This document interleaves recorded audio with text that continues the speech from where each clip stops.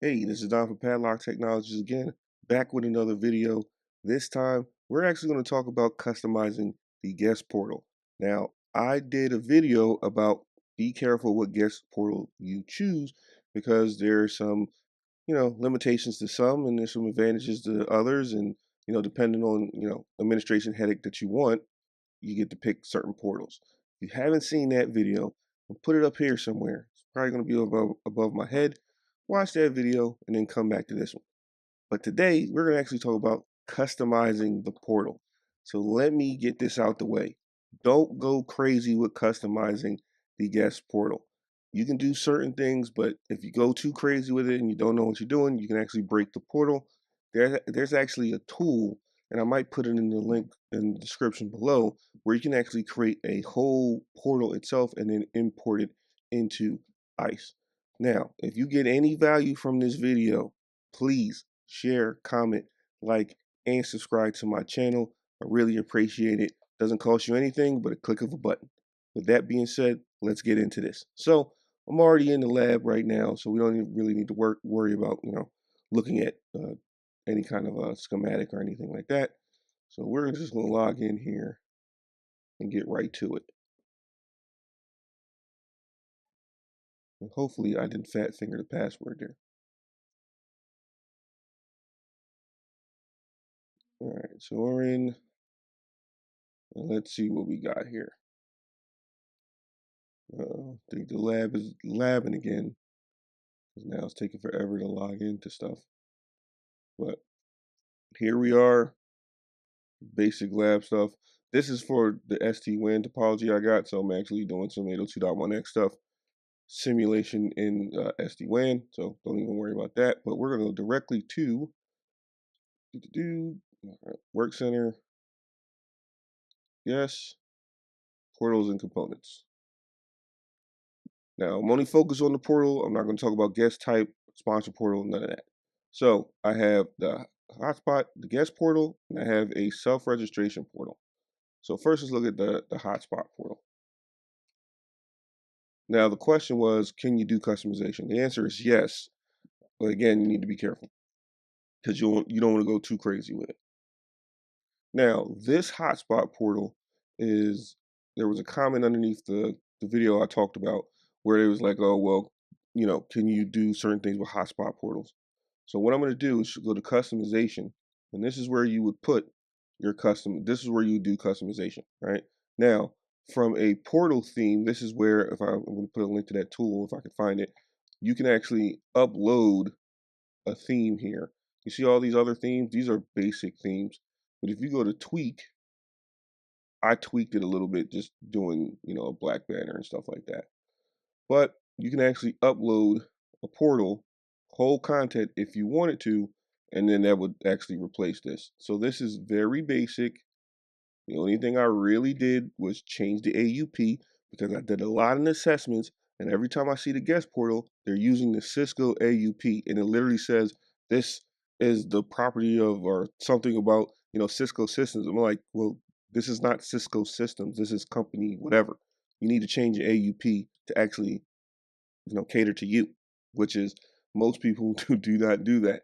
So if you're one of those people, you need to go and check your portal and make sure you're not using the Cisco default AUP. Ultimately, what does this look like though? Because I put my logo, a logo, I just left that the same, but I took out the banner because it's like a bluish color. But what does this look like ultimately? Well, if we click test the portal, obviously that's going to come up because I'm not using any kind of FQDN. Don't really care about that right now.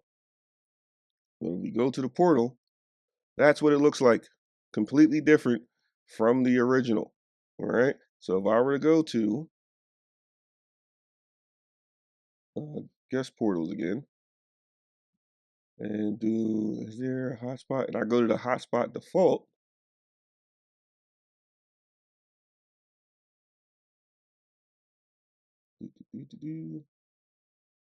Whenever that wants to come up, it will look completely different. So if I go to test the portal here, see the difference? That just says Cisco hotspot. Now this works for Cisco. If you go to the Cisco building, and great. But if you don't work for Cisco and this is not a Cisco building, you shouldn't be using this as your default guest portal page. And let's just be honest, it's just flat out lazy. Somebody just came in there and said, "Oh, we got the default portal. We're just going to use that," and that's just being, lazy. I'm just going to be honest, right? Now, as you can see, it's just an accept and decline. If you hit the accept button, you go through, right? Whereas with the customization, you can't just hit accept and go through. First of all, I force you to scroll through the AUP, and then I also force you to give me an access code. Now, this access code you can rotate every month if you wanted to, just so people can't use the old access code and get in there. Now you say, well, what if the access code is compromised? Well, this is where your compensating controls come in, because they should only be having web access. You shouldn't get guest access to get internal resources. That makes no sense. But this makes the hotspot a little bit more quote unquote secure, because it forces you to put an access code in there, not just hit accept or decline.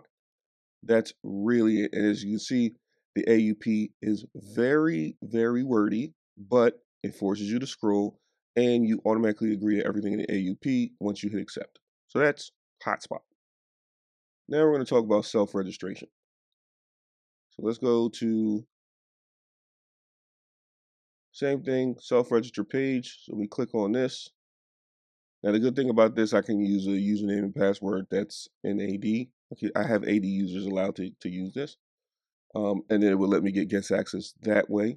Um, and the other one, you'll see it says request guest access, all right? So back to the customization. Now let's look at the self-registration flow on the side here. All of this, all right?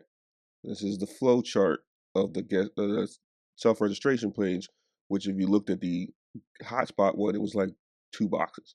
So just know if you're going to do this, there's a lot of things that can happen. So if we go to test the URL page, that should open up.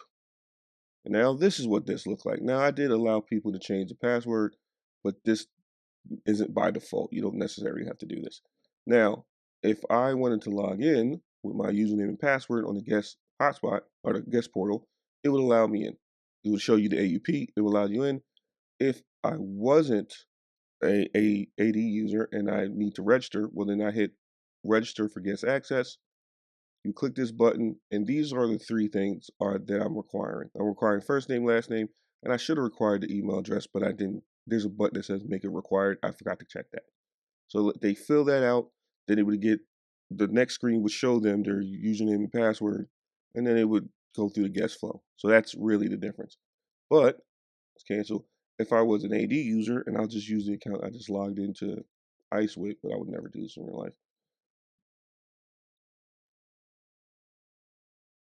Boom, signed in, and then here's my AUP again, forces you to go through, you accept the AUP, and then when you hit accept, boom, welcome message, you're on the network, click continue. Now, in real life, you would go through a guest flow or a COA would happen, and then the guest flow would happen, and then you'd be on the network. And that's it. As you see, my account is up here. So now employees have guest access without having to get an access code or what's the pre-share key nonsense. You don't have to do all that. But that's customization in a nutshell. I hope that answers the question of can you customize your guest portal? The answer is yes, and the answer is you should, right? It's not something that it's a maybe. If you're going to give guest access, optimize it to your, use case. Don't just accept the defaults and think that's okay. Because from a legal standpoint, if that AUP says Cisco Systems and you're not Cisco Systems, you could be in trouble, or you might not be able to do anything if somebody does something bad on your network, because they're going to say, hey, the AUP doesn't, that's not for us. That's for a company that you don't own. So from a security standpoint, make sure you do that. This is Don from Padlock Technologies again. Don't forget to share, comment, like, and subscribe. Hope you enjoyed the video. Thank you, and have a nice day.